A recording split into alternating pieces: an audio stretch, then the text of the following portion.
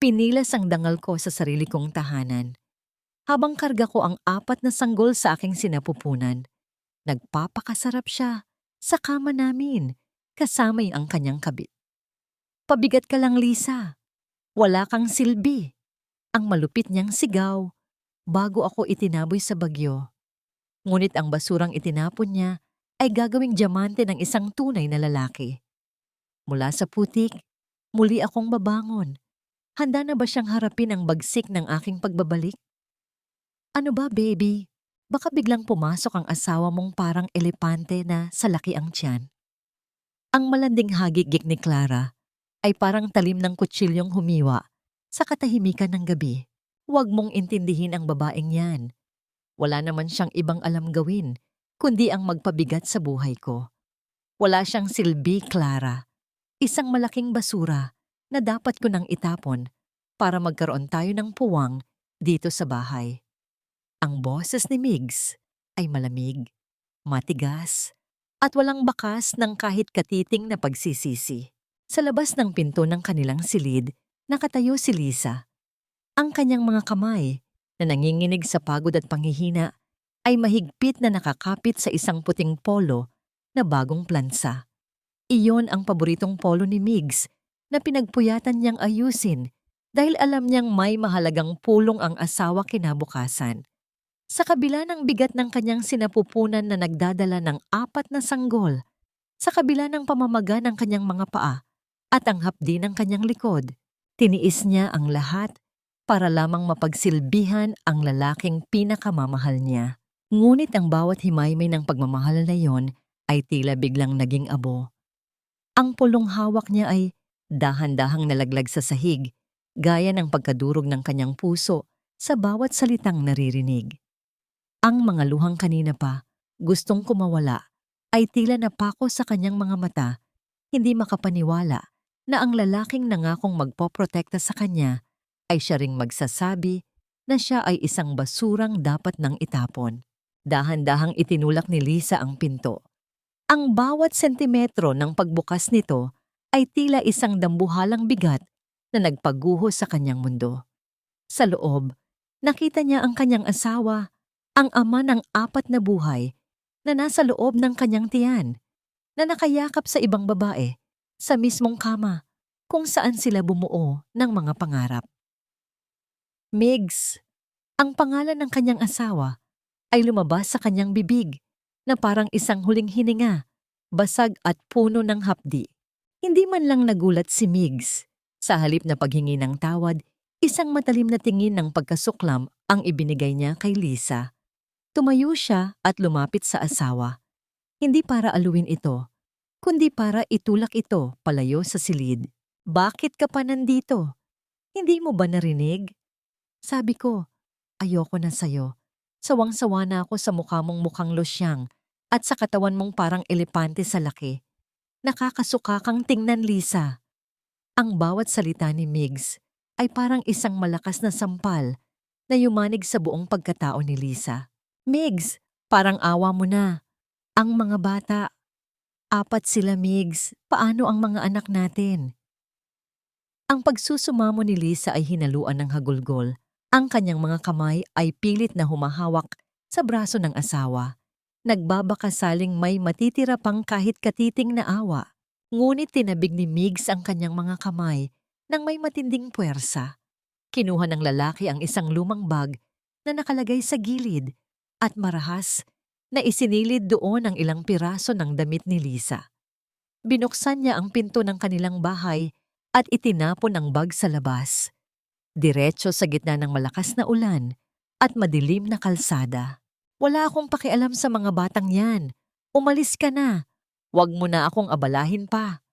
Ang huling sigaw ni Migs ay sinundan ng isang malakas na pagbalandra ng pinto na nag-iwan kay Lisa na nakatayo sa ilalim ng hagupit ng bagyo.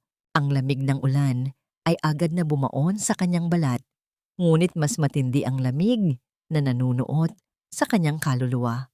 Ang kanyang mga paa ay tila nawalan ng lakas. Dahan-dahan siyang napaluhod sa basang semento. Ang ulan ay mabilis na humahampas sa kanyang balat, tila nakikidalamhati sa kanyang pag-iisa. Sa gitna ng kanyang pagluha, isang matalim at nakakapanindig balahibong sakit ang biglang gumuhit sa kanyang puson. Ang kanyang buong katawan ay nanigas, ang kanyang mga daliri ay bumaon sa maputik na lupa habang pinipilit niyang huminga. Naramdaman niya ang isang mainit na likidong dumadaloy sa kanyang mga hita, mabilis na nahahaluan ng malamig na tubig ulan. Ang maputing damit na suot niya ay dahan-dahang naging kulay pula. Ang dugo, ang kanyang mga anak. Nanginginig ang kanyang buong katawan, hindi dahil sa lamig ng bagyo, kundi dahil sa takot na baka mawawala ang kaisa-isang dahilan ng kanyang pananatili sa mundong ito. Sa gitna ng dilim, habang ang kidlat ay nagbibigay ng panandaliang liwanag sa paligid, walang sino mang naroon para tulungan siya. Ang tanging naririnig niya ay ang ugong ng hangin at ang kanyang sariling mga hikbi. Hanggang kailan kailangang magdusa ng isang pusong wala namang ibang ginawa kundi magmahal? Ang bawat tibok ng kanyang puso ay tila isang tanong na walang kasagutan. Isang panalangin na tila hindi naririnig sa gitna ng nagngangalit na langit. Kung ang gabi ay ganito kadilim, mayroon pa nga bang umagang naghihintay para sa kanya at sa kanyang mga anak? Napapikit si Lisa. Ang kanyang paningin ay nagsisimula nang lumabo habang ang sakit ay unti-unting lumalamon sa kanyang ulirat. Ang huling nakita niya ay ang malalaking patak ng ulan na bumabagsak sa kanyang duguang mga kamay bago ang lahat ay tuluyang naging itim. Bilisan niyo. Nawawalan na tayo ng oras. Ihanda ang OR2 ngayon din. Ang boses ni Dr. Marco ay umalingaw-ngaw sa malawak at malamig na pasilyo ng emergency room. Pumapailan lang sa gitna ng tensyon at kaba. Ang kanyang mga mata na karaniwang puno ng kapanatagan ay bakas ang matinding pag-aalala habang mabilis niyang itinutulak ang stretcher kung saan nakahiga ang isang babaeng halos hindi na makilala dahil sa dumi, dugo at basang mga damit. Sa likod ng bawat hakbang ni Marco, ang tunog ng mga gulong ng stretcher sa makintab na sahig ay tila isang mabilis na tibok ng orasan, nagpapaalala na bawat segundo ay katumbas ng buhay. Nang mahawakan ni Marco ang kamay ni Lisa para tingnan ang pulso nito, naramdaman niya ang matinding lamig na nagmula sa balat ng babae. Ngunit sa gitna ng kawalan ng malay ni Lisa, napansin ng doktor ang isang bagay na nagpahinto sa kanyang hininga sa loob ng isang saglit. Ang mga daliri ni Lisa ay mahigpit na nakakuyom, tila may pilit na pinoprotektahan. Nang dahan-dahang buksan ni Marco ang palad nito, nakita niya ang isang maliit at basang medyas ng sanggol na mahigpit na hawak ng babae. Isang masidhing kirot ang dumaan sa puso ni Marco. Alam niya ang kwento ng bawat pasyenteng dumarating sa ganitong kalagayan. Mga kwento ng pag-iisa, paghihirap, at pagsasakripisyo. Sa pagkakataong ito, hindi lamang isang buhay ang nakasalalay sa kanyang mga kamay, kundi 5, 4 na maliliit na anghel na hindi pa man nasisikatan ng araw ay pilit ng itinataboy ng tadhana. Hindi kita hahayaang mawala. Bulong ni Marco sa kanyang sarili. Ang kanyang boses ay puno ng determinasyon. Hindi sa pagkakataong ito. Sa loob ng operating room, ang paligid ay nabalot ng nakabibinging katahimikan na tanging ang ritmo ng mga aparatong medikal ang nagbibigay ng ingay. Ang bawat galaw ni Marco ay tumpak, mabilis, at puno ng ingat. Ang pawis na namumuo sa kanyang noo ay agad na pinupunasan ng mga nurse, habang ang kanyang buong atensyon ay nakatuon sa pagliligtas sa mga sanggol. Isa-isa, ang 4 na maliliit na buhay ay nailabas mula sa sinapupunan ni Lisa. Ang kanilang mga unang iyak ay mahina, parang mga huni ng ibon na naghahanap ng kanlungan. Ngunit sapat na yon para magbigay ng pag-asa sa lahat ng nasa loob ng silid. Gayunpaman, ang bawat sanggol ay agad na kinuha ng mga nurse para ilagay sa incubator dahil sa kanilang liit at hina. Matapos ang ilang oras na pakikipagbunos sa kamatayan, Natapos din ang operasyon. Si Lisa ay nailipat sa recovery room, maputla at mahina, ngunit buhay. Habang hinihintay ang paggising ng babae, nanatili si Marco sa tabi nito. Kumuha siya ng isang malinis na bimpo at dahan-dahang pinunasan ang mga bahid ng dugo at putik sa noo ni Lisa. Inayos niya ang mga hibla ng buhok na nakaharang sa mukha nito. Ang kanyang ugnayan ay puno ng respeto at malasakit. Sa bawat haplos ni Marco, tila bumabalik ang kanyang sariling alaala. Ang sakit ng nakaraan na matagal na niyang ibinaon. Ang pagkatalo niya sa kamatayan nung hindi niya nailigtas ang sariling asawa ay ang sugat na hindi kailanman naghilom. Ngunit sa pagtitig niya kay Lisa, naramdaman ni Marco na ang babaeng ito ay hindi lamang isang pasyente. Siya ay isang paalala na sa kabila ng dilim, may mga taong karapat-dapat na bigyan ng pangalawang pagkakataon sa buhay. Nang dahan-dahang idilat ni Lisa ang kanyang mga mata, ang puting kisame ng ospital ang unang bumungad sa kanya. Ang amoy ng gamot at ang lamig ng aircon ay nagpabalik sa kanyang ulirat. Agad niyang hinawakan ang kanyang tiyan at nang maramdamang wala na ang dating bigat doon, isang matinding takot ang bumalot sa kanyang puso. Ang mga anak ko. Ang kanyang boses ay halos isang bulong, puno ng desperasyon. Nasaan ang mga anak ko? Agad na lumapit si Marco at hinawakan ang kanyang balikat para pakalmahin siya. Ligtas sila, Lisa. Ang mga anak mo ay nasa NICU. Sila ay mga palaban, gaya mo. Isang luha ng pasasalamat ang gumulong sa pisngi ni Lisa. Ngunit bago pa man siya makapagsalita muli, isang nakatutulig na tunog ang nagmula sa isa sa mga monitor sa gilid ng silid. Ang mahabang tunog na yon ay hudyat ng isang panganib. Mabilis na bumukas ang pinto at isang nurse ang pumasok na hingal. Dr. Marco, ang bunso sa mga sanggol. Bigla siyang nag-cyanotic, hindi siya makahinga. Ang mundo ni Lisa ay muling nayanig.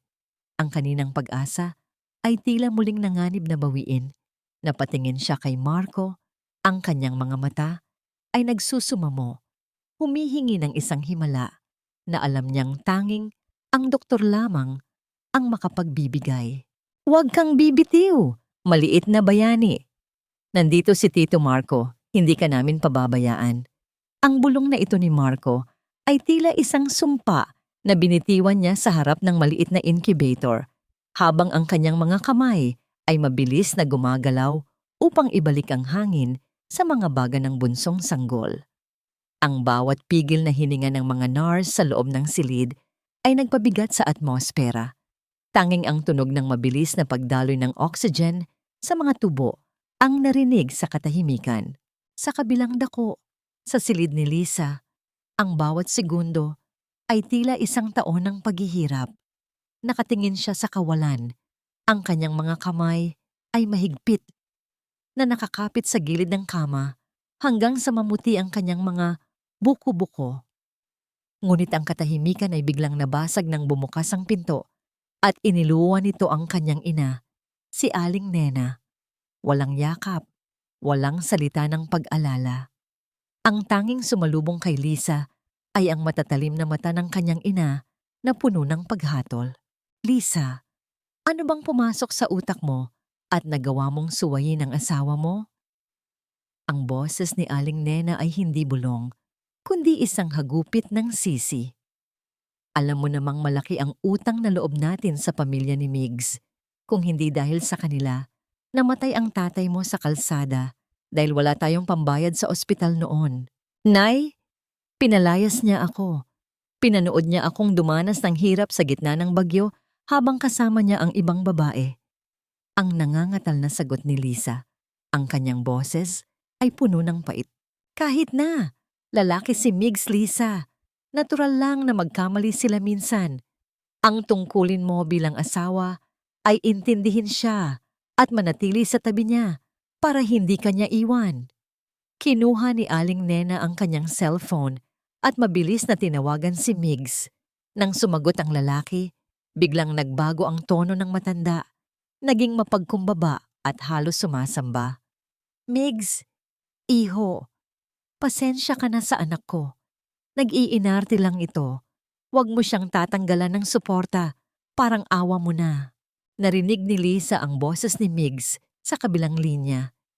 Isang nakakangilong tawa na puno ng pangungutya. Sabihin mo sa anak mo, Aling Nena, na huli na ang lahat. Kung gusto niyang bumalik dito, lumuhod siya sa harap ko at ni Clara. Pero sa ngayon, huwag niyo akong hihingan ng kahit isang kusing para sa mga batang yan. Hindi ko sigurado kung sa akin ba talaga galing ang mga basurang yan. Pagkapatay ng tawag, hinarap ni Aling Nena si Lisa na parang isang kaaway. Narinig mo? Napahiya tayo. Lisa, kailangan mong humingi ng tawad sa kanya. Isipin mo ang utang na loob natin. Huwag kang maging makasarili. Isang malamig na katahimikan ang namayani.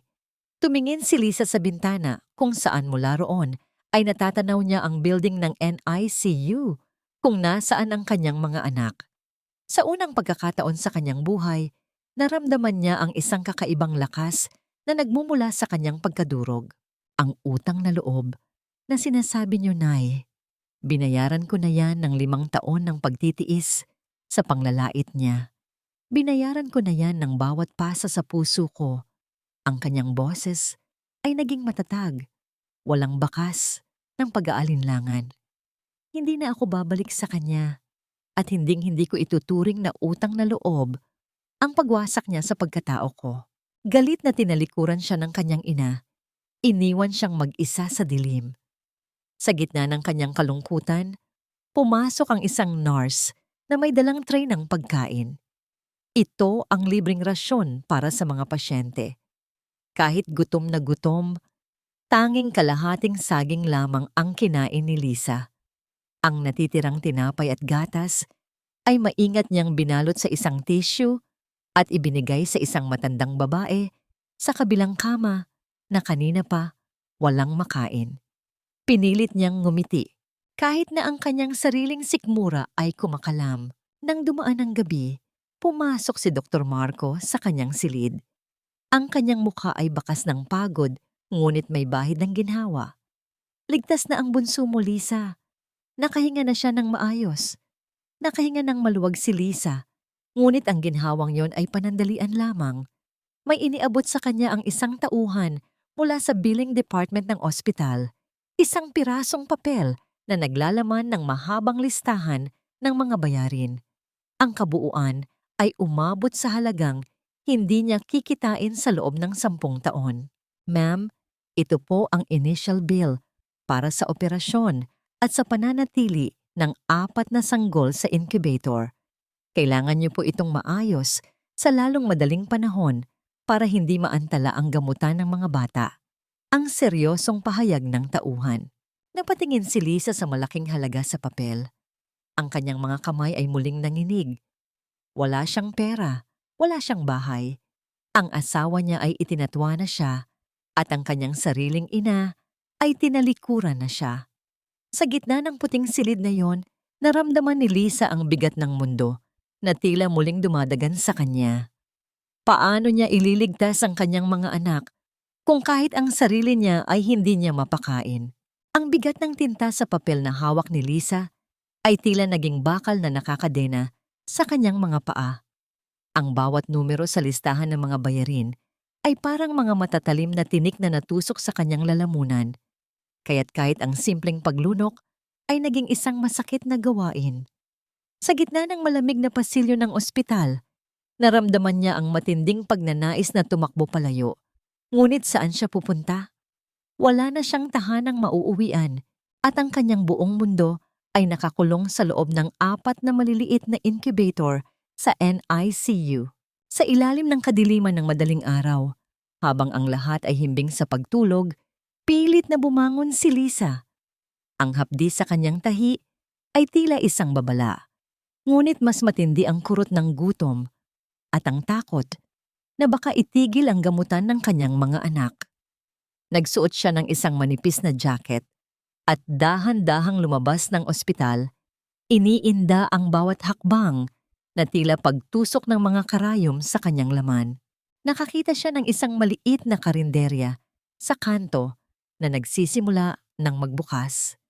Ang usok mula sa malalaking kaldero ay sumalubong sa kanya, ngunit kasabay nito ay ang matinding pagkahilo.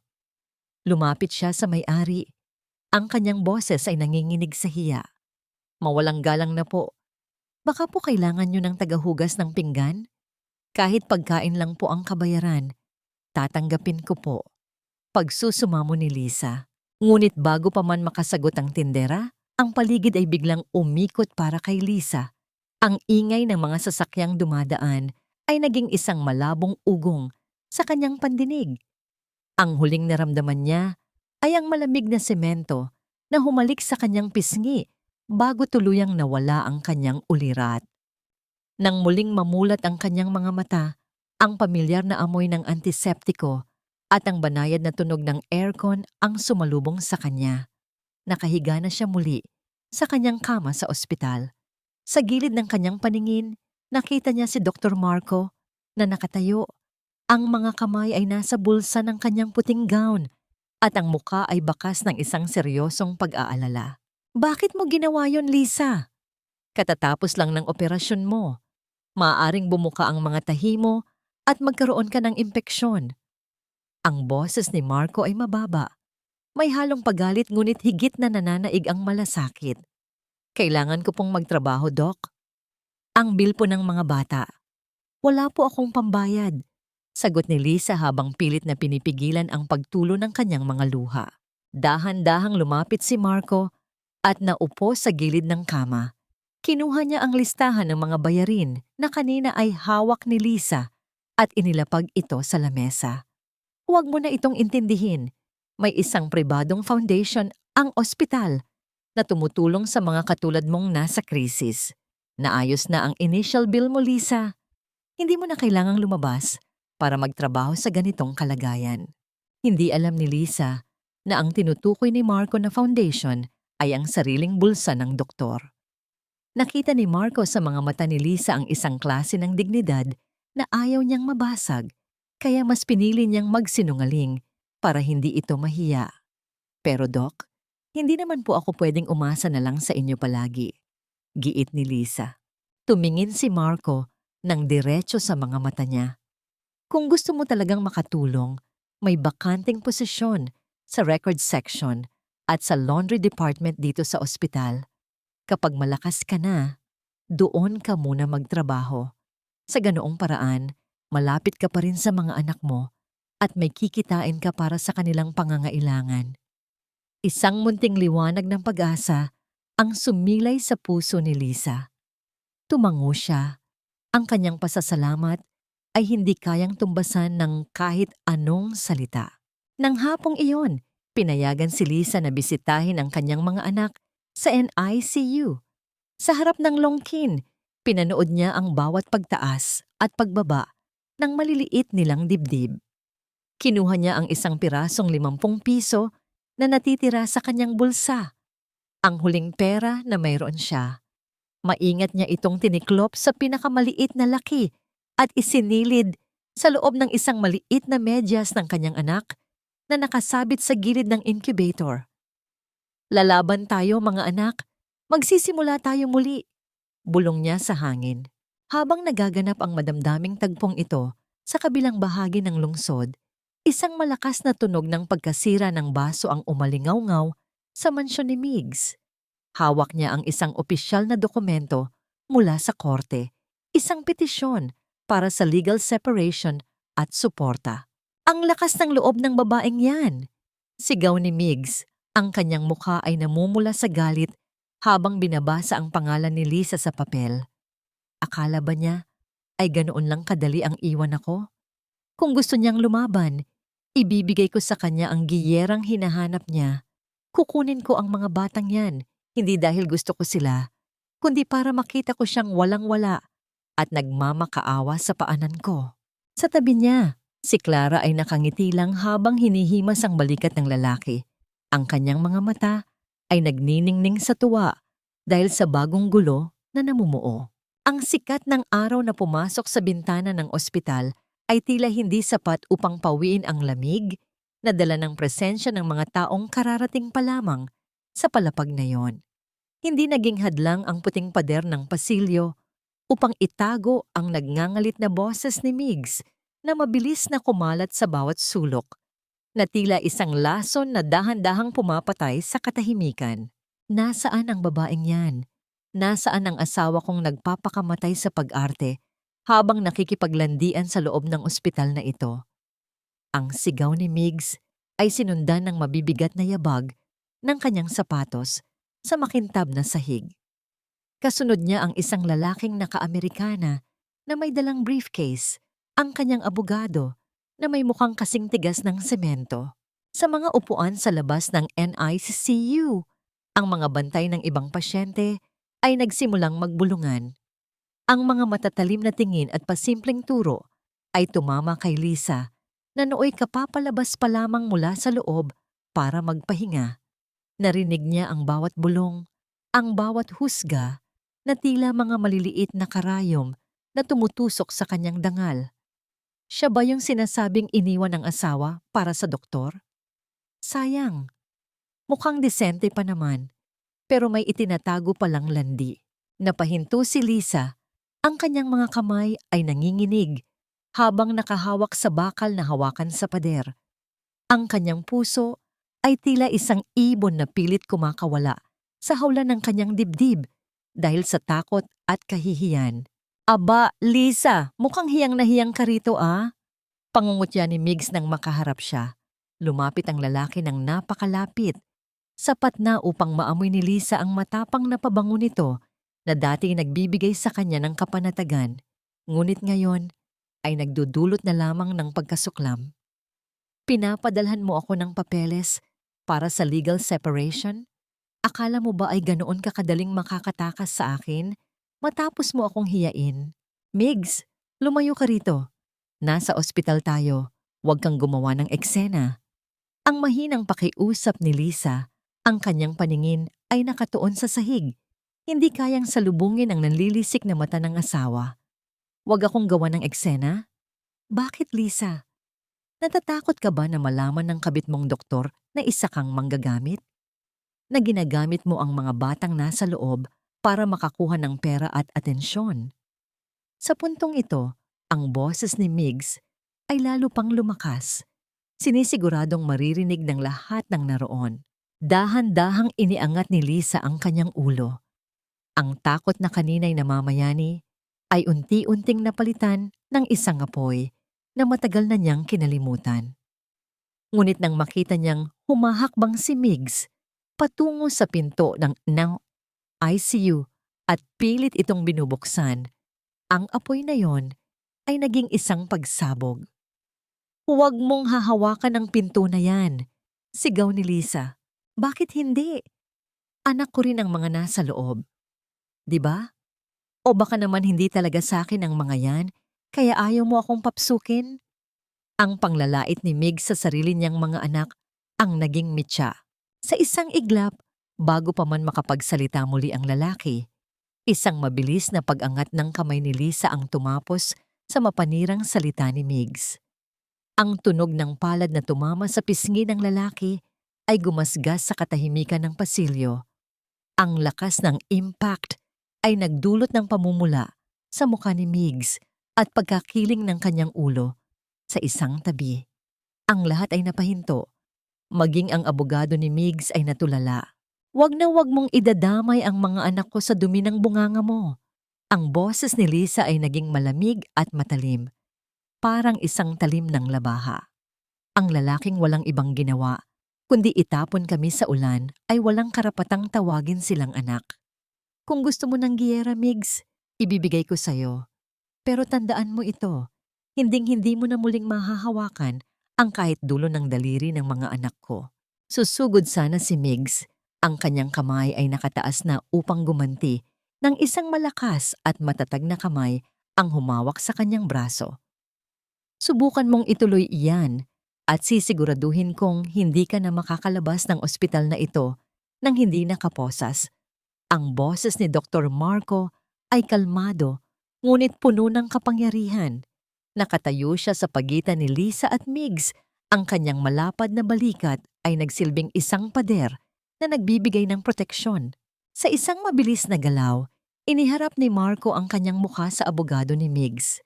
At ikaw, bilang isang abogado, alam mo ang protocol ng ospital na ito tungkol sa harassment. Kung hindi kayo aalis sa harap ko sa loob ng 3 segundo, tatawagin ko ang security at ang kapulisan para ilabas kayo. Walang nagawa si Migs, kundi ang umatras. Ang kanyang mukha ay balot ng galit at kahihiyan habang tinitingnan ang dalawa. Hindi pa tayo tapos, Lisa. Pagsisisihan mo ang araw na kinalaban mo ako. Nang makaalis ang mga ito, unti-unting nanghina ang mga tuhod ni Lisa. Agad siyang inalalaya ni Marco. Sa gitna ng pag-aakalang tapos na ang lahat, tumunog ang cellphone ni Lisa sa kanyang bulsa. Isang text message mula sa hindi kilalang numero. Nang buksan niya ito, isang larawan ang bumungad. Si Clara na nakangiti ng mapang-asar habang isinusukat ang isang marangyang puting gown sa harap ng salamin. Ang caption ay maikli, ngunit nakamamatay. Bagay ba sa akin ang perang pinaghirapan mong ipunin? Salamat sa wedding gift, Lisa. Ang bawat dapit hapon sa ospital ay may dalang kakaibang bigat. Isang timpla ng pag-asa at pangamba na tila nakadikit sa mga dingding na kulay puti. Matapos ang nakakapagod na shift sa laundry department, bit-bit ni Lisa ang ilang papeles na kailangang ihatid sa opisina ng medical director. Ngunit habang naglalakad siya sa tahimik na pasilyo, napansin niyang bahagyang nakabukas ang pinto ng opisina ni Dr. Marco. Ang liwanag mula sa loob ay malabo. Tanging isang maliit na lamp sa lamesa ang nagbibigay ng anag-ag sa silid. Doon, nakita ni Lisa ang isang tanawin na nagpahinto sa kanyang mga hakbang. Si Dr. Marco, ang lalaking laging matatag, ang doktor na tila hindi natitinag ng anumang bagyo, ay nakayuko sa kanyang mesa. Ang kanyang malalapad na balikat na laging nagsisilbing panangga ni Lisa ay nanginginig sa bawat impit na hikbi. Sa kanyang mga kamay ay isang kupas na litrato na mahigpit niyang hinahawakan. Dahan-dahang pumasok si Lisa. Ang tunog ng kanyang mga yabag ay nilunod ng makapal na carpet. Hindi niya alam kung dapat ba siyang umalis. Ngunit ang sakit na nakikita niya kay Marco ay pamilyar sa kanyang sariling puso. Nilapag niya ang mga papeles at tahimik na lumapit sa maliit na pantry sa sulok ng opisina. Gumawa siya ng isang tasa ng mainit na gatas. Ang banayad na amoy nito ay dahan-dahang humalo sa malamig na hangin ng silid. Inilapag ni Lisa ang tasa sa tabi ng doktor. Hindi agad tumingala si Marco, ngunit dahan-dahang tumigil ang panginginig ng kanyang balikat. Minsan, ang pinakamahusay na gamot ay hindi matatagpuan sa loob ng botika, kundi sa isang mainit na inumin at sa katahimikan. Ang mahinang saad ni Lisa, ang kanyang boses ay parang isang haplos sa sugatang kaluluwa. Dahan-dahang iniangat ni Marco ang kanyang ulo. Ang kanyang mga mata ay mapula at puno ng pighati na tila ilang taon ng kinikimkim. Tumingin siya sa litrato, isang magandang babae na may suot na puting damit, nakangiti sa gitna ng isang hardin. Siya si Elena, ang asawa ko. Ang boses ni Marco ay paos. Tila bawat salita ay nanggagaling sa ilalim ng isang malalim na balon. 10 taon na ang nakalilipas, pero ang bawat gabi ay tila kahapon lang nangyari. Isang lasing na driver, isang pagkakamali na hindi ko kailanman mapapatawad. Ako ang doktor na sinasabi nilang pinakamagaling sa operasyon, Lisa. Pero sa gabing iyon, sa mismong emergency room na ito, wala akong nagawa. Ang mga kamay na ito na nagliligtas ng libu-libong buhay ay nabigo sa taong pinakamahal ko. Nabalot ng katahimikan ng silid, isang katahimikan na hindi nakakabingi, kundi puno ng pag-unawa. Naupo si Lisa sa katapat na upuan. Hindi siya nagsalita ng mga seryosong payo o mga sikat na kasabihan. Sa halip, kinuha niya ang kanyang sariling jacket at dahan-dahang isinampay sa balikat ni Marco. Isang simpleng kilos upang iparamdam na hindi siya nag-iisa sa lamig ng gabi. Hindi mo kasalanan na ikaw ay tao, Doc, ang bulong ni Lisa. Minsan ang tadhana ay mas malakas kaysa sa anumang kaalaman. Pero tingnan mo ang mga anak ko, na iligtas mo sila. Ang bawat iyak nila sa NICU ay patunay na ang mga kamay mo ay may basbas pa rin ng langit. Tumingin si Marco kay Lisa. Sa unang pagkakataon, nakita niya ang babae hindi lamang bilang isang pasyente o isang biktima ng pang-aabuso, kundi bilang isang katuwang sa pagpapasan ng bigat ng buhay. Ang kanyang pagkamangha sa katatagan ni Lisa ay unti-unting naging isang mas malalim na damdamin, isang spark ng pag-asa na akala niya ay namatay na kasama ni Elena. Isang matagal na sandali silang nagkatinginan, isang ugnayan na higit pa sa salita, isang paghihilom na nagsisimula sa gitna ng dalawang wasak na puso. Dahan-dahang hinawakan ni Marco ang kamay ni Lisa na nakapatong sa mesa, isang simpleng pagpapasalamat, isang tahimik na pangako. Ngunit ang kapayapaang iyon ay biglang binasag ng marahas na pagbukas ng pinto. Isang nurse ang pumasok. Ang muka ay balot ng matinding taranta. Ang kanyang paghinga ay mabilis at putol-putol. Dr. Marco, si Lisa! Ang mga sanggol po sa NICU. Bigla pong tumaas ang lagnat nilang lahat. At ang supply ng gamot na kailangan nila, wala na pong stock sa pharmacy dahil sa delayed delivery ng bagyo. Ang mundo ni Lisa ay tila muling huminto. Ang init na naramdaman niya kanina ay agad na pinalitan ng isang nanunuot na ginaw. Ang apat na maliliit na buhay na kaisa-isa niyang kayamanan ay muling nasa bingit ng panganib. At sa pagkakataong ito, tila pati ang tadhana ay nakikipaglaro sa kanila. Lumipas ang 3 taon na tila isang mabilis na pag-ikot ng gulong ng tadhana. Ang dating pasilyo ng ospital na saksi sa mga hikbi at paghihirap ni Lisa ay naging saksi na rin sa kanyang muling pagbangon.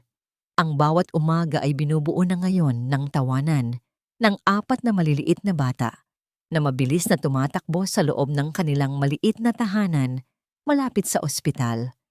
Sina Miggy, Liana, Marcus at Sachi, ang 4 na anghel na nagbigay ng kulay sa mundong dati puno ng itim at puti. Si Lisa ay hindi na ang babaeng basang-basa sa ulan at walang direksyon. Bilang isa sa mga head administrator ng ospital, ang kanyang bawat hakbang ay puno ng kumpiyansa. Ang kanyang dating gusot na pananamit ay napalitan ng maayos na corporate attire at ang kanyang mga mata ay hindi na naghahanap ng awa kundi nagbibigay na ngayon ng lakas sa iba. Ngunit sa likod ng lahat ng tagumpay na ito, nananatili ang isang anino na laging nakabantay. Ang malasakit ni Dr. Marco. Isang hapon, habang nag-aayos ng mga papeles si Lisa sa kanyang opisina, pumasok ang isang batang doktor, si Dr. Arvin. Kilala itong gwapo, masayahin, at tila may espesyal na pagtingin kay Lisa. Manager Lisa, baka naman pwedeng yayain kitang magkape mamaya. Masyado kang subsob sa trabaho. Kailangan mo ring mag-relax. Ang nakangiting alok ni Arvin habang inilalapag ang isang baso ng latte sa mesa ni Lisa. Bago pa makasagot si Lisa, bumukas ang pinto at pumasok si Marco. Nakita ni Marco ang baso ng kape at ang pagngiti ni Arvin. Isang hindi maipaliwanag na kaba at inis ang gumuhit sa kanyang dibdib. Dahan-dahan siyang lumapit. Ang kanyang mukha ay seryoso at tila may dalang mahalagang balita. Kahit na ang totoo ay gusto lamang niyang matigil ang usapan ng dalawa. Dr. Arvin, sa tingin ko ay may mga pasyente pang naghihintay sa iyo sa kabilang ward.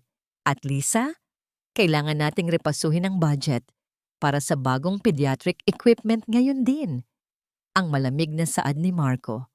Nang makaalis si Arvin, tumingin si Lisa kay Marco at bahagyang napangiti. Alam niya ang ibig sabihin ng mga titig ng doktor. Isang tahimik na selos na hindi nito aminin. Doc, mukhang masama ang timpla mo ngayon At saka, kape lang naman ang inaalok ni Arvin. Masyadong matamis ang kapeng yan, hindi mabuti sa kalusugan. Ang tanging sagot ni Marco, bago tumalikod, at kunwari ay may tinitingnan sa bookshelf. Ngunit ang tensyon ay agad na napawi nang pumasok ang 4 na bata sa opisina. Bit-bit ang kanilang mga bag mula sa preschool. Agad silang tumakbo patungo kay Marco, yumayakap sa mga binti nito, at sumisigaw ng Tito Marco, Tito Marco. Doon nasaksihan ni Lisa ang isang tagpo na laging nagpapatunaw sa kanyang puso. Si Marco, ang seryosong siruhano na kinatatakutan ng mga residente, ay dahan-dahang lumuhod upang mapantayan ang mga bata.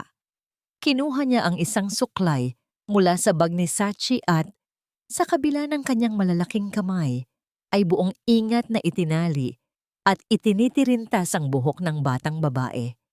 Ang bawat kilos niya ay puno ng pagmamahal. Tila ba sarili niyang dugo at laman ang mga ito.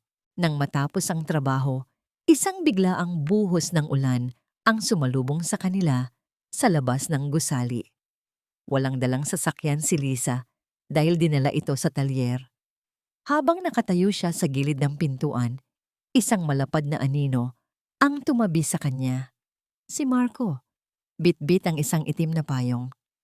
"Tara na, ihahatid ko na kayo," ang alok ni Marco. Sa ilalim ng iisang payong, dahan-dahan silang naglakad patungo sa parking lot. Sa bawat hakbang, nararamdaman ni Lisa ang pagdait ng kanyang balikat sa braso ni Marco. Ang bawat patak ng ulan na tumatama sa tela ng payong ay tila isang kumpas ng musika na bumibilis kasabay ng tibok ng kanyang puso. Nang umihip ang malamig na hangin, dahan-dahang inakbayan ni Marco si Lisa upang ilapit ito sa kanya. Sinisiguradong hindi ito mababasa ng ulan. Walang salitang namutawi sa kanilang mga labi, ngunit ang init ng kanilang mga katawan at ang malalim na titigan habang naglalakad ay sapat na upang sabihing may isang damdamin na mas malalim pa sa pagkakaibigan ang namumuo sa gitna ng bagyo. Ito ay isang pagmamahal na hindi kailangang isigaw, isang pag-ibig na nahanap ang kanlungan sa gitna ng mga sugat ng nakaraan. Ngunit ang kapayapaang ito ay agad na nabasag nang makarating si Lisa sa kanyang bahay. Isang puting sobre ang nakasingit sa ilalim ng pinto. Nang buksan niya ito, isang dokumento mula sa bangko ang tumambad sa kanya. Isang paunawa ng foreclosure para sa bahay na binili niya gamit ang kanyang naipong pera. Nakasaad sa dokumento na ang bahay ay nakasangla pala sa isang malaking utang na hindi nabayaran. Isang utang na ginawa gamit ang kanyang nakalimutang lagda noong panahon ng pagsasama nila ni Migs. Ang lahat ng pinaghirapan niya sa loob ng 3 taon ay nanganib na bawiin sa kanya sa loob lamang ng isang sagabi. Ang katahimikan sa loob ng marangyang kondominium ni Migs ay hindi nagbibigay ng kapayapaan, kundi isang uri ng nakakatulig na babala. Sa bawat sulok ng silid na dati puno ng mamahaling kagamitan, wala na ngayong natira, kundi ang alikabok at ang malamig na simoy ng hangin na nagmumula sa bukas na bintana. Dahan-dahang binuksan ni Migs ang vault na nakatago sa likod ng isang painting, ngunit ang kanyang mga kamay ay nanigas sa hangin. Wala na ang mga bundle ng pera. Wala na ang mga alahas na itinago niya bilang huling baraha. Ang tanging natira ay isang maliit na pirasong papel na may bakas ng pulang lipstick. Isang huling halik mula kay Clara. Kalakip ang balitang tinangay na nito ang lahat ng ari-ariang ipinangalan niya rito. Clara, hindi maaari. Ang boses ni Migs ay parang isang tuyong dahon na nadurog sa sahig. Ang kanyang tuhod ay dahan-dahang bumigay hanggang sa lumapat ang mga ito sa malamig na tiles. Ang lahat ng kanyang ipinagpalit para sa babaeng yon.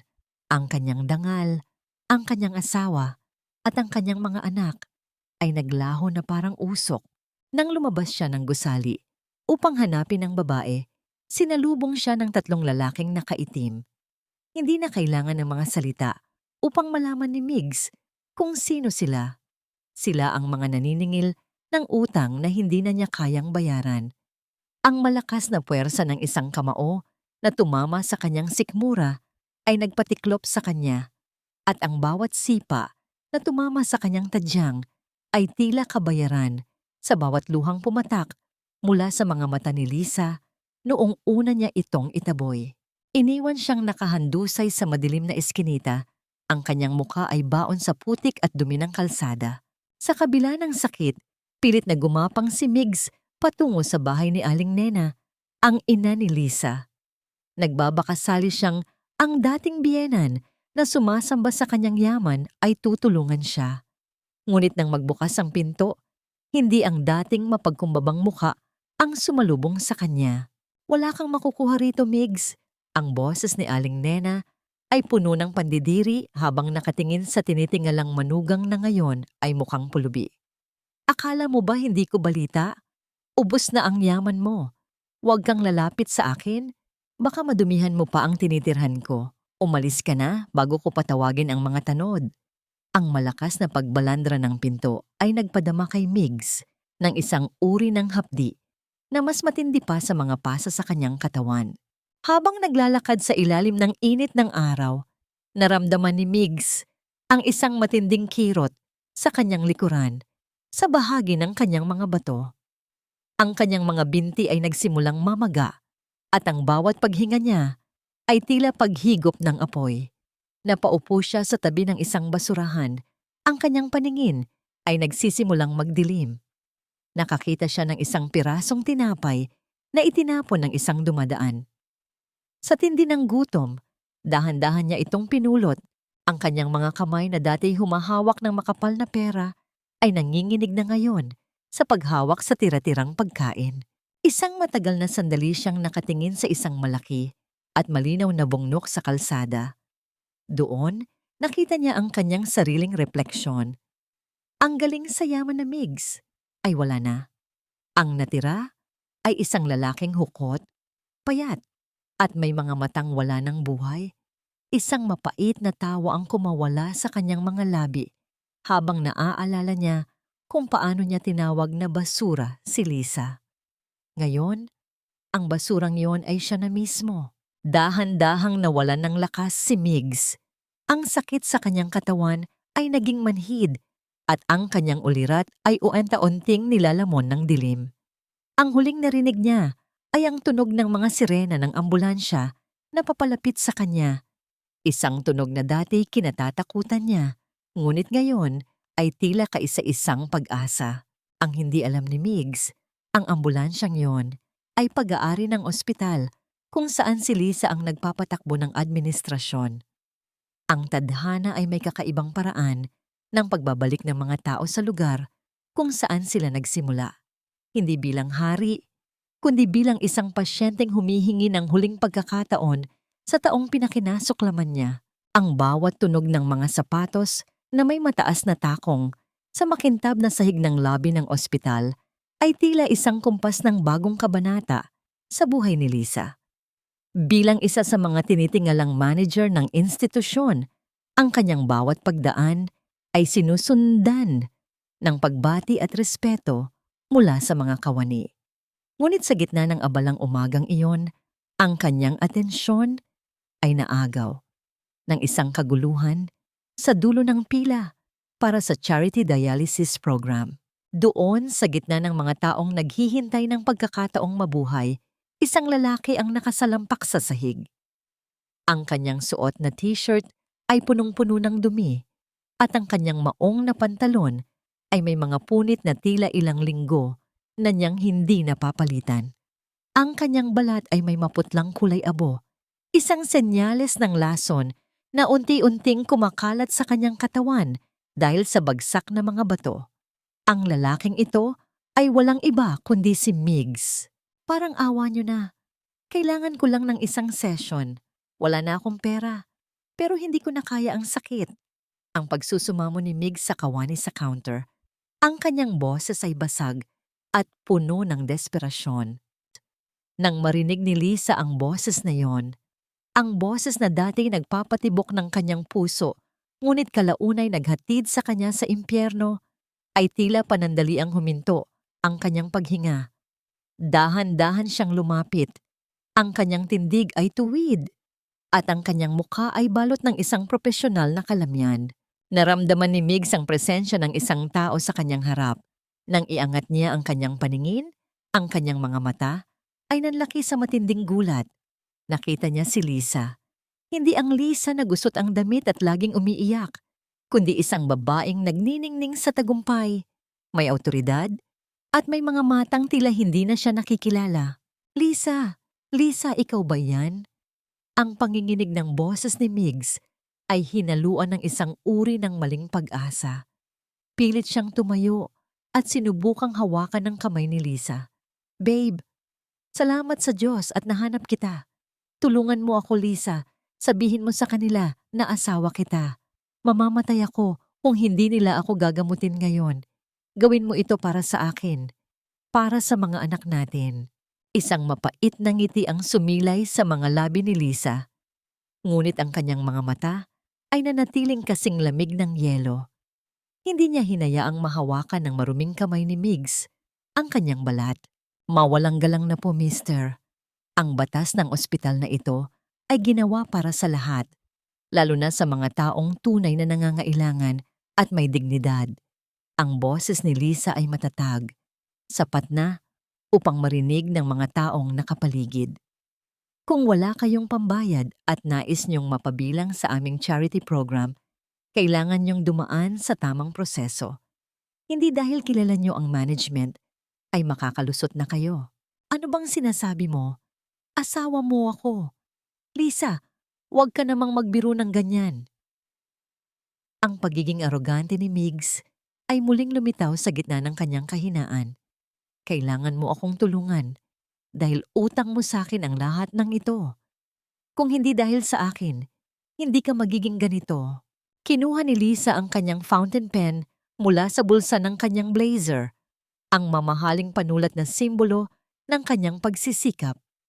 Maingat niyang tiningnan ang folder ni Migs na nasa ibabaw ng counter. Sa harap ng nanlilisik na mata ng lalaki, kinuha ni Lisa ang folder at gamit ang pulang tinta, nilagyan niya ng isang malaking X ang unang pahina ng application. Ang tanging utang ko sa iyo, Migs, ay ang aral na natutunan ko sa gitna ng ulan, na ang isang basurang gaya mo ay walang puwang sa buhay ko at sa ospital na ito kung hindi ka matututong sumunod sa patakaran. Ang bulong ni Lisa na sapat lang para marinig ni Migs. Hindi ka papasok sa dialysis unit na ito hanggat hindi kumpleto ang iyong requirements at kung wala kang pambayad, pumila ka sa labas gaya ng lahat ng mga taong tinalikuran mo noon. Tinalikuran ni Lisa ang lalaki ng walang pag-aalinlangan. Habang naglalakad siya palayo, narinig niya ang galit na sigaw ni Migs na agad namang pinigilan ng mga security guard. Sa kabila ng galit na naririnig, naramdaman ni Lisa ang isang uri ng kagaanan sa kanyang dibdib. Ang bawat hakbang niya palayo ay tila pagtatapon ng huling piraso ng kadena na nag-uugnay sa kanyang madilim na nakaraan. Ngunit ang desperasyon ni Migs ay hindi doon nagtapos. Sa gitna ng kanyang pagkaapi, nakita ng kanyang mga mata ang isang mamahaling pitaka na naiwan ng isang pasyente sa gilid ng upuan. Sa gitna ng kaguluhan, mabilis niya itong kinuha at itinago sa kanyang damit. Hindi alam na ang bawat galaw niya ay malinaw na nakikita sa monitor ng security office kung nasaan si Marco. Ang bawat segundo ng katahimikan sa loob ng maliit at malamig na opisina ng seguridad ay tila isang mabigat na pasanin sa balikat ni Migs. Ang kanyang mga kamay ay mahigpit na nakaposa sa likuran ng upuang bakal at ang bawat pagkilos niya ay nagdudulot ng isang matalim na tunog ng pag-uumpugan ng mga metal. Ang kanyang muka ay balot ng pawis at luha, habang ang takot ay unti-unting lumalamon sa kanyang natitirang tapang. Bumukas ang pinto at pumasok si Lisa. Hindi siya nagmamadali. Ang bawat hakbang niya ay may kasamang awtoridad na tila nagpapakita ng malaking agwat ng kanilang mga mundo ngayon. Sa likuran niya ay nakatayo si Dr. Marco, tahimik ngunit ang presensya ay sapat na upang iparamdam kay Migs na wala na siyang kawala. Lisa! Lisa! Tulungan mo ako! Halos madapa si Migs mula sa kanyang upuan sa pagnanais na makalapit sa babae. Nagkamali lang ako. Gutom na gutom lang ako, kaya ko nagawa yon. Sabihin mo sa kanila na hindi mo itutuloy ang kaso. Para sa mga anak natin, Lisa. Ayaw mo namang lumaki silang may amang magnanakaw at nasa kulungan. 'Di ba? Huminto si Lisa sa tapat niya. Walang galit sa kanyang mga mata. Tanging isang malalim at nakakangilong kawalan ng pakiramdam. Ang mga anak natin, ngayon mo lang ba naalala na may mga anak ka, Migs? Ang boses ni Lisa ay mahinahon, ngunit bawat salita ay tila isang karayom na tumutusok sa balat. Noong itinapon mo kami sa gitna ng bagyo, noong pinanood mo akong dumanas ng hirap habang naghihingalo ang mga sanggol sa sinapupunan ko, naisip mo ba ang kinabukasan nila? Nagbago na ako, Lisa. Pagsisihan ko na ang lahat. Ang hagulgol ni Migs ay umalingaw-ngaw sa apat na sulok ng silid. Bigyan mo ako ng isa pang pagkakataon. Gagawin ko ang lahat. Magpapagamot ako. Magtatrabaho ako. Ibalik mo lang ang pamilya natin. Dahan-dahang lumuhod si Lisa upang mapantayan ang mukha ni Migs. Inilapit niya ang kanyang mukha. Sapat na upang marinig ni Migs ang bawat kataga ng kanyang huling hatol. Ang pamilyang sinira mo ay matagal na ring naglibing sa alaala mo. Noong gabing sarhan mo kami ng pinto, doon mo rin tinapos ang karapatan mong tawaging ama. Ang mga anak ko ay may ama na ngayon. Isang lalaking hindi kailanman sila itatapon. Isang lalaking marangal at may paninindigan. Sa gitna ng pagmamakaawa ni Migs, sinubukan niyang abutin ang laylayan ng blazer ni Lisa. Ang kanyang mga daliring marumi ay bahagyang dumampi sa mamahaling tela. Agad na umatras si Lisa. Kinuha niya ang isang puting panyo mula sa kanyang bulsa at, sa harap mismo ni Migs, ay maingat niyang pinunasan ang bahagi ng kanyang damit na nadampian ng lalaki. Tila ba naglilinis ng isang nakakadiring dumi. Pagkatapos, itinapon niya ang panyo sa basurahan sa sulok. Tumingin si Lisa kay Marco na tumango bilang pagsuporta. Alam ni Marco na kailangang gawin ito ni Lisa para sa kanyang sariling paghilom. Ibigay mo ang lahat ng ebidensya sa mga pulis, ang utos ni Lisa sa head of security. Walang palusot. Harapin niya ang batas gaya ng sinumang kriminal. Habang inalalayan ni Marco si Lisa palabas ng silid, hindi lumingon ang babae kahit isang beses. Ngunit bago pa man sila tuluyang makalayo, bumukas ang pinto sa dulo ng pasilyo. Isang nurse ang naglalakad bitbit ang maliit na si Marcus, ang bunsong anak ni Lisa. Nang makita ng bata si Marco, agad itong kumawala sa nurse at tumakbo patungo sa doktor. "Baba! Baba Marco!" Ang masayang sigaw ng bata habang yumayakap sa binti ni Marco. Binuhat ni Marco ang bata at hinalikan ito sa noo. Ang kanilang mga tawa ay tila isang musika ng kapayapaan sa gitna ng kaguluhan. Mula sa maliit na salamin sa pinto ng security office, nakita ni Migs ang lahat. Nakita niya ang kanyang sariling dugo at laman na tumatawag ng baba sa ibang lalaki. Ang sakit na naramdaman niya sa kanyang mga bato ay wala sa kalahati ng sakit na tila pumupunit sa kanyang kaluluwa sa sandaling iyon. Ang huling bagay na nakita niya bago siya tuluyang iginapos ng mga pulis ay ang masayang pamilya na dati ay sa kanya, ngunit ngayon ay naging isang pangarap na hinding-hindi na niya muling mahahawakan. Ang liwanag ng papalubog na araw ay dahan-dahang gumuhit ng gintong anino sa malawak at tahimik na hardin. Matapos ang maraming taon ng pakikipaglaban sa malalaking alon ng tadhana, sa wakas ay narating din ni Lisa ang dalampasigan ng kapayapaan. Ang hanging umiihip ay hindi na nagdadala ng ginaw ng bagyo, kundi ang bango ng mga bulaklak na sumisimbolo sa kanyang muling pagkabuhay. Mula sa malayo, pinagmamasdan ni Lisa ang apat na maliliit na bata na mabilis na tumatakbo sa damuhan. Sina Miggy, Liana, Marcus at Sachi, ang kanyang apat na kayamanan, ay punong-puno ng sigla. Kasama nila si Marco, ang lalaking hindi lamang nagdugtong ng kanyang buhay, kundi nagturo sa kanya kung paano muling magmahal ng walang takot. Nakikita ni Lisa kung paano buhatin ni Marco ang dalawa sa mga bata habang ang dalawa pa ay nakakapit sa kanyang mga binti. Ang kanilang mga tawa ay tila isang banal na musika na naglilinis sa bawat sulok ng kanyang sugatang puso. Dahan-dahang lumapit si Marco kay Lisa. Baka sa mukha ng doktor ang isang uri ng kaligayahan na akala niya ay hindi na niya muling matatagpuan. Kinuha ni Marco ang mga kamay ni Lisa, ang mga kamay na dati puno ng kalyo sa pagtatrabaho at panginginig sa takot. Ngunit ngayon ay malambot na at puno ng dignidad. Alam mo, Lisa, akala ko noon ay habang buhay na akong maglalakad sa dilim. Ang boses ni Marco ay mababa, puno ng damdamin habang nakatingin ng diretso sa mga mata ng babae. I spent years saving others because I couldn't save my own heart. Pero nang dumating ka, you and the kids, binigyan niyo ako ng rason para huminga ulit. You healed me in ways you could never imagine. Isang matamis at basang ngiti ang sumlay sa mga labi ni Lisa.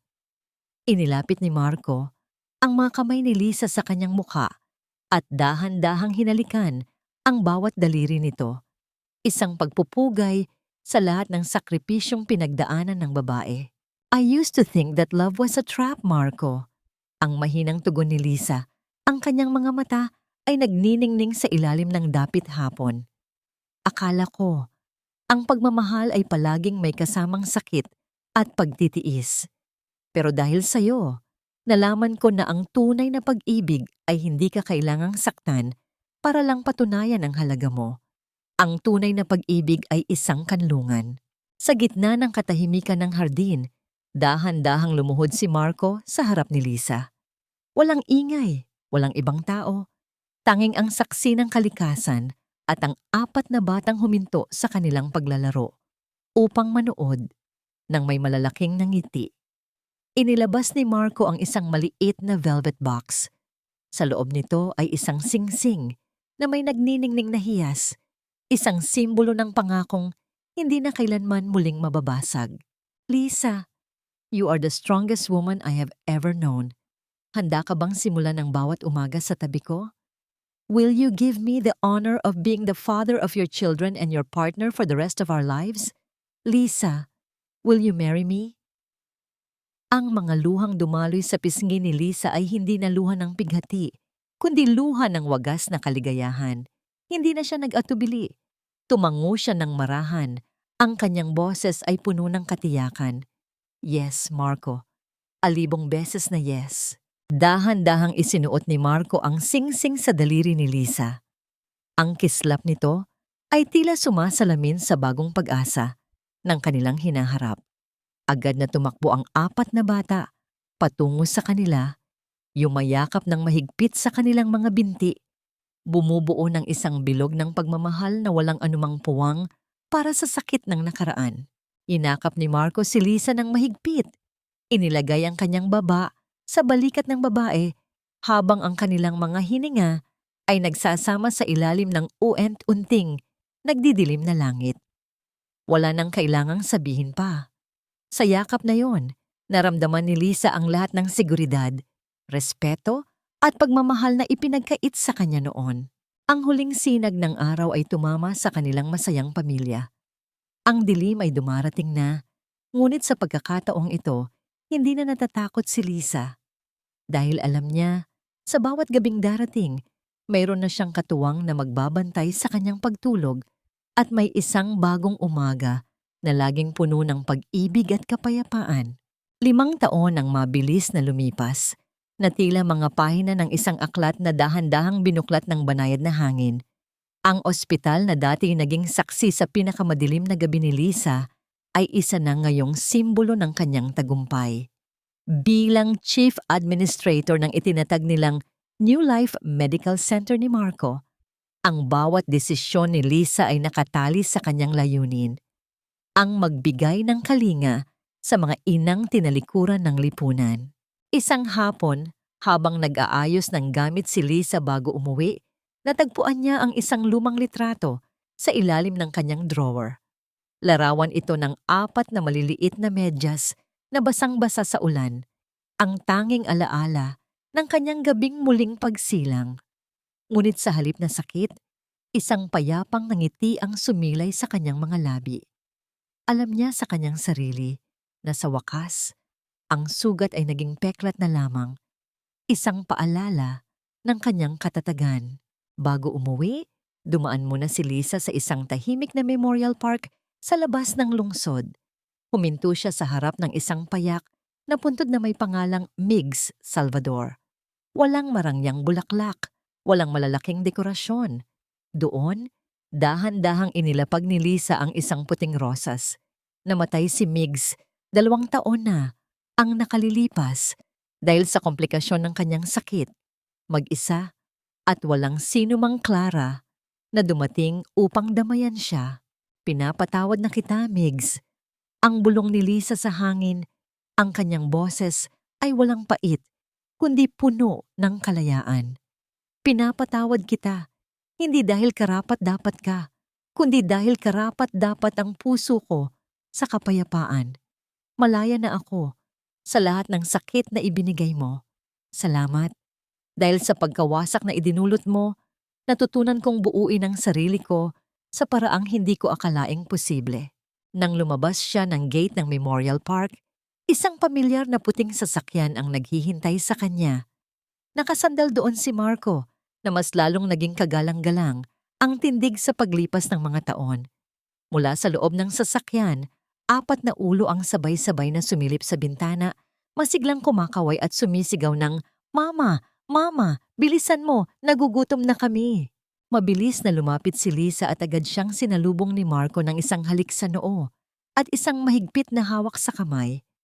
Ang init ng palad ng asawa ay sapat na upang pawiin ang anumang natitirang lamig ng kahapon. "Handa ka na bang umuwi, my love?" Ang malambing na tanong ni Marco. "Handang-handa na," ang sagot ni Lisa habang sumasakay sa tabi ng kanyang asawa. Habang umaandar ang sasakyan patungo sa kanilang tahanan, pinagmamasdan ni Lisa ang kanyang 4 na anak na ngayon ay masayang nagkukwentuhan tungkol sa kanilang mga pangarap. Si Marcos ay gustong maging doktor na gaya ni Marco, habang ang mga batang babae ay nangangarap na maging matatag na gaya ng kanilang ina. Sa pagtatapos ng kwentong ito, natutunan ni Lisa na ang tunay na utang na loob ay hindi ibinibigay sa mga taong sumisira sa atin, kundi sa ating sarili na piniling huwag sumuko. Ang sakripisyo ay hindi nangangahulugan ng pananatili sa isang mapanakit na relasyon, kundi ang pagkakaroon ng lakas ng loob na umalis upang protektahan ang mga taong tunay na mahalaga. Ang buhay ni Lisa ay isang patunay na ang batas ng universo ay patas. Ang mga pusong nagtatanim ng sakit ay aanhi ng kalungkutan, ngunit ang mga pusong nagtatanim ng pag-asa, gaano man ito kaliit, ay magbubunga ng isang kagandahang hindi kailanman malalanta. Ang dapit hapon ay lumipas na at sa harap ni Lisa ay isang mahaba at maliwanag na kalsada patungo sa isang kinabukasang puno ng pag-ibig, paggalang at tunay na tahanan.